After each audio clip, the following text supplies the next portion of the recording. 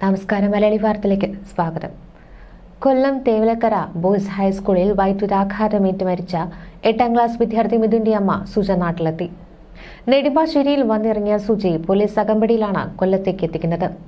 ഇളയ മകനും ബന്ധുക്കളും സുജയെ കൊണ്ടുപോകുവാനായി എയർപോർട്ടിലെത്തിയിരുന്നു. രാവിലെ 9:15 ഇൻഡിഗോ വിമാനത്തിലാണ് സുജ എത്തിയത്. വളരെ വികാരനിർഭരമായ രംഗങ്ങളായിരുന്നു എയർപോർട്ടിൽ അരങ്ങേറിയത്. ഇളയ മകനെ കെട്ടിപ്പിടിച്ചു കരയുന്ന സുജയുടെ കണ്ണീർ ഇനി നമുക്ക് ആർക്കും തുടയ്ക്കാനാകില്ല. കാരണം നഷ്ടപ്പെട്ടത് ഒരു മകനെയാണ്. ഇന്ന് രാവിലെ 10 മണിയോടെ മിഥുൻ പഠിച്ച സ്കൂളിൽ മൃതദേഹം പൊതുദർശനത്തിന് വയ്ക്കും. 12 മണിവരെ സ്കൂളിൽ പൊതുദർശനമുണ്ടാകും. സഹപാഠികളും അധ്യാപകരും നാട്ടുകാരും അടക്കം അന്ത്യാഞ്ജലി അർപ്പിക്കും. തുടർന്നായിരിക്കും മൃതദേഹം ശാസ്താംകോട്ട വിളന്തരയിലെ വീട്ടിലേക്ക് എത്തിക്കുക. വൈകിട്ട് 5 മണിയോടെ വീട്ടുവളപ്പിലായിരിക്കും സംസ്കാരം നടക്കുന്നത്. മിഥുന്റെ മരണത്തിനിടയാക്കിയ വൈദ്യുതി ലൈനുകൾ ഇന്ന് KSEB നീക്കം ചെയ്യും. കഴിഞ്ഞ ദിവസം ബാലാവകാശ കമ്മീഷൻ ചെയർമാന്റെ സാന്നിധ്യത്തിൽ നടന്ന യോഗത്തിലാണ് വൈദ്യുതി ലൈൻ മാറ്റുവാൻ ധാരണയായത്. എയർപോർട്ടിനുള്ളിൽ നിന്ന് തന്നെ പോലീസ് സുരക്ഷയിൽ തന്നെയായിരുന്നു അമ്മ സുജ പുറത്തേക്ക് വന്നത്. ഇളയ മകനെ കണ്ടപ്പോഴേക്കും അണപൊട്ടിയ സങ്കടക്കടലായി മാറി അവിടം. എന്ത് പറയണമെന്ന് ആശ്വസിക്കാൻ കഴിയാതെ ബന്ധുക്കളും തളർന്നു പോകുന്നൊരു അവസ്ഥ. എന്ത് തന്നെയായാലും ആ അമ്മ പൊന്നുമക്കൾക്ക് വേണ്ടിയായിരുന്നു കടൽ കടന്നു പോയത്. പക്ഷേ നനച്ചിരിക്കാതെ മകന്റെ മരണവാർത്ത എത്തുമ്പോൾ അത് ആ അമ്മയ്ക്ക് താങ്ങാവുന്നതിനും അപ്പുറമാണ്. ഏറ്റവും ഒടുവിലായി മകന്റെ ചലനമറ്റ ശരീരം കാണുവാനായാണ് ആ അമ്മയ്ക്ക് വിധി സമ്മാനിച്ചത്. മിഥുന്റെ മരണത്തിൽ പോലീസ് അന്വേഷണം തുടരുകയാണ്. ശാസ്താംകോട്ട ഡിവൈഎസ്പിയുടെ നേതൃത്വത്തിലായിരുന്നു അസ്വാഭാവിക മരണത്തിന് കേസെടുത്ത് അന്വേഷണം നടത്തുന്നത്.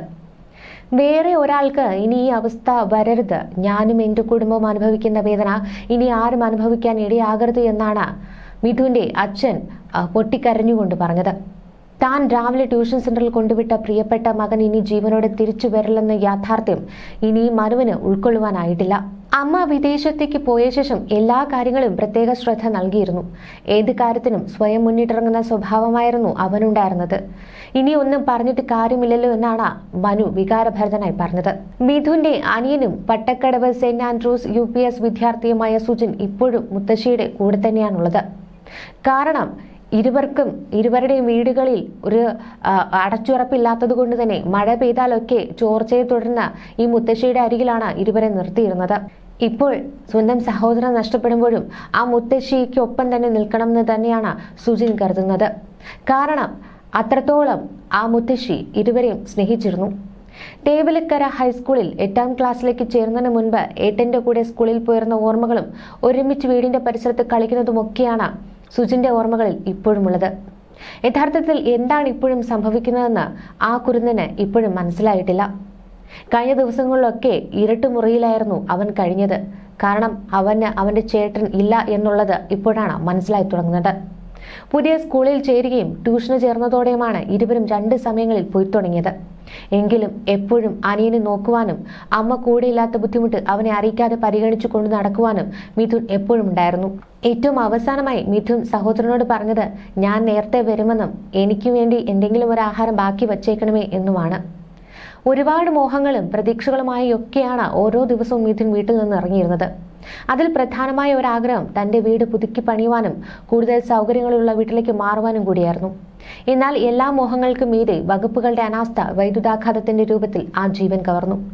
ഇനി അവസാനമായി മിഥുൻ വീണ്ടും എത്തുക ആ പൊട്ടിപ്പൊളിഞ്ഞ വീട്ടിലേക്കായിരിക്കും. പുതിയ വീടെന്ന സ്വപ്നം ബാക്കിയാക്കി ആ മണ്ണിൽ തന്നെ അവൻ അലിഞ്ഞു ചേരും. വർഷങ്ങൾക്ക് മുൻപ് EMS ഭവന പദ്ധതിയിലൂടെയാണ് ഇവർ പടിഞ്ഞാറേക്കല്ലട വലിയ പാടത്തെ മനുഭവനം നിർമ്മിച്ചത്. 2 മുറികൾ മാത്രമുണ്ടായിരുന്ന ഈ വീട് പിന്നീട് പിറകിലേക്ക് അടുക്കളയും ഒരു ചെറിയ മുറിയും ചേർത്ത് വികസിപ്പിച്ചു. വളരെ ചെറിയ 2 മുറികളും ഹാളും അടുക്കളയും മാത്രമാണ് ഈ പൊട്ടിപ്പൊളിഞ്ഞ വീട്ടിലുള്ളത്. ഓടുമേഞ്ഞ മേൽക്കൂര തകരാറിലായതോടെ ടാർപോളിൻ കെട്ടിയാണ് മഴയെ തടയുന്നത്. വീടിന് പിറകിൽ ചോർന്നൊലിക്കുന്ന ഭാഗത്ത് അറ്റകുറ്റപ്പണി നടത്തുവാൻ പോലും കുടുംബത്തിന് സാധിച്ചിട്ടില്ല. വീടിന്റെ പുനരുദ്ധാരണവും മക്കളുടെ വിദ്യാഭ്യാസവും ലക്ഷ്യം വെച്ചായിരുന്നു 4 മാസങ്ങൾക്ക് മുൻപ് മിഥുന്റെ അമ്മ വിദേശത്തേക്ക് ഹോം നഴ്സായി പോയത്. സ്കൂൾ സന്ദർശനത്തിന് ശേഷം ബന്ധപ്പെട്ടവരുമായി ബാലാവകാശ commission chairman KB Manoj Kumar ചർച്ച നടത്തിയിരുന്നു. കമ്മീഷന്റെ നിർദ്ദേശങ്ങൾ 3 ഫേസ് ലൈനിൽ നിന്ന് ഗേൾസ് ഹൈസ്കൂളിലേക്ക് നൽകിയിട്ടുള്ള വൈദ്യുതി ലൈൻ മുൻവശത്തെ കെട്ടിടം വഴി നൽകുക. അനധികൃതമായ കെട്ടിടങ്ങൾ ഉണ്ടെങ്കിൽ പഞ്ചായത്ത് നടപടിയെടുക്കണം. മരിച്ച കുട്ടിയുടെ സഹപാഠികൾക്കും അന്ന് സംഭവിച്ചതിന് സാക്ഷികളായ കുട്ടികൾക്കും കൗൺസിലിംഗ് നൽകണം.